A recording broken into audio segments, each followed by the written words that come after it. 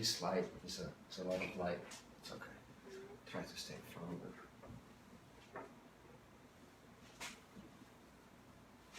What do you get? Sorry. Can I pass by? I'm live, please. Yes. Hello, hello. Okay. We got 2 minutes about, so let's start collecting a few people in. I'd be really curious to know who of you was able to carry on from the first step this morning all the way through. Was able to respond a few questions on Facebook and Instagram. But thanks for the support and encouragement. It's nice to see that I'm not the only one going through all this. So we started out around 9 o'clock, right? We fed our starter, eventually up to you to decide if your starter is on a 12 or 24-hour cycle. That's a question that I'm getting a lot, so I'll try to be more specific in the comments of these videos. We mixed our dough. We put it in the oven to bread proof with the light on and the bread proof settings, if you have it. It grew a little bit, got some bubbles. It had a decent bench rest on the table around 2 o'clock. Went into the basket around, what was it? Yeah, about 2:30, something like that. And then it has been in the oven basically until 5 o'clock. Practically not. That was what I was hoping for. And then I did realize that I actually have to feed my family tonight. So we had a full chicken. I decided to make a roasted chicken. So I started cooking a chicken for preheating the oven. I just took the chicken out a half hour ago, put the cast iron pot in. I think my oven just reached now 500 degrees. So I'm basically almost ready for putting it into. This is a cheers to all of you that have been today with me all day in the kitchen. It was like, you know, hi, oh, so many friends that I recognize. Hi guys. All right, so let me get behind the table and we'll talk about it. This is a moment where you have to make a few choices. I keep on staying forward, otherwise I bang my head on the lamp. Depending on your style, depending on the way that you like to cook, depending on the research that you will have to do, because don't just take my word for it, like you need to keep on doing some research. You'll decide how you want to cook this bread, okay? I do have a very thick pizza stone that just lives on the bottom of my oven, so it's always there, either to retain heat when I want to keep stuff warm or just in general as a pizza stone is supposed to do. And my cast iron pot, which is heated, but then it goes on top of the pizza stone. I flip it to cover my dough. I do have friends that lift the dough and place it inside the cast iron pot. My dough is too wet to do that, so I just figure out the safest way so I don't destroy it in the process. So my dough is now obviously slightly impacted by the fact that I decided to cook chicken. So I pulled it out of the oven from the bread proofing an hour and a half, almost 2 hours before I was supposed to. I let the dog out to take a piss in the garden, probably at least twice. So this has been receiving drafts and everything. It didn't rise the way that I wanted, but it still has a very nice feel to it. It still has a bunch of bubbles. So, you know, really, fingers crossed. Again, this is one of the things that I was telling you. It's every day is different, unless you're like a real pro into a room that is contained and your environment is always at the same humidity, at the same temperature. That's really the only way that you can be consistent in your bread production and always have the same stuff. If you're working with sourdough, if you're working with dry yeast, it's very different because results are somewhat guaranteed. You know, they're not as good as this, but okay. So this is what I'm going to do.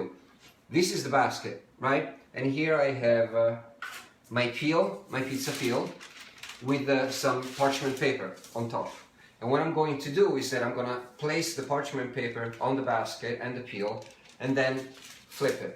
One of the things to notice of my dough is that my dough is very wet. So any gravitational moment, any banging or pushing or mechanically impacting the dough is going to result into the dough deflating a little bit And this is the moment where you do not want to do that. And that's why I mean that you will find the perfect way to bake your bread.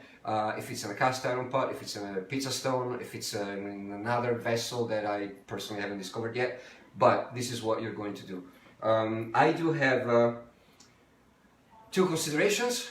One is about the temperature that we're not going to check inside the oven, so you match the temperature that the machine gives you versus a reader on a thermometer. And then let's talk for a moment about scoring. Do you remember when I flipped my dough inside, I left my seams of the bread, or the folding, on the bottom of the basket, okay? If I did not do that, the moment that I flipped it to start baking it, I would have this kind of surface, nice and even, that I could work and score with a tool like this. A tool that I never learned to use, and I don't bother learning. Every time that I try, it just gets stuck and rips it. Again, check Mike Donahue's feed, because like he's a master at that, so he's a great artist. And the Toscan baker in Australia as well. Once I flip my dough, I need to be quick and swift, because the dough is wet and the dough will start enlarging. And give it, spreading on my pizza peel. And given that I have to flip a pot on top of it, I want to make sure that the dough doesn't get as wide as the pot or bigger than the pot that I'm going to put on top of it. It has to be perfectly covered. All right, so I do have my assistant, Julia, that is hiding. So I'm gonna call it, I'm gonna pass her my rig with the phones, because this time you do need to come to see close to the oven, okay? So I'm gonna disconnect it, not disconnect it, I'm gonna take it off the tripod really quick in hopefully somewhat of a smooth maneuver. There you go. Okay, look at that. And now it's moving. All right, Juliette. Okay, so let's go, first things first, let's go check the temperature of the oven, okay? I have a steady cam, look at that. Okay, so let's see, come here. Let's see if we can show the temperature. It says 500. It has been on since 5 o'clock, now it's 6. Okay? It registered the last time that I changed the temperature. This is my thermometer, my pizza oven thermometer. This is the stone. My stone is 476 right now. And the center of the cast iron pot is at 501, which is great. So this is just a setup. You see? Come in. Perfect. This is a grill, obviously, because you don't want to destroy your appliance. On the lower slot, my pizza stone and the cast iron pot. All right. So basically, this is my way. I flip the dough into the pizza peel and I leave it on the table.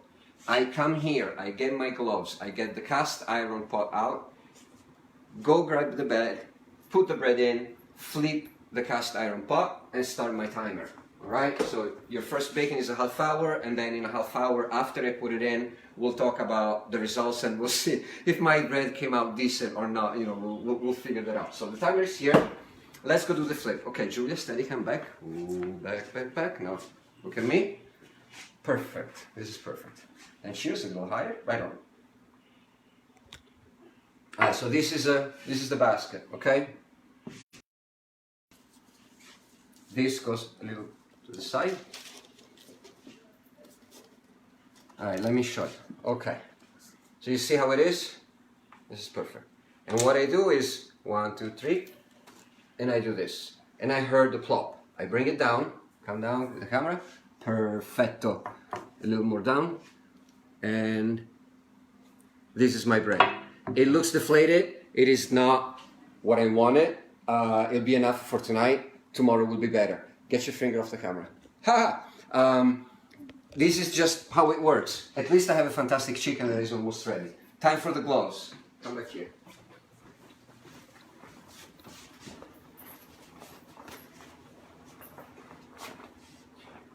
We'll talk about gloves in a moment.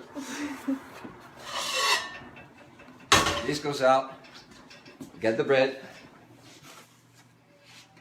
Take the bread. I slide it in. I grab the parchment paper. This is perfect. I slide it in. Look at it. Not too close.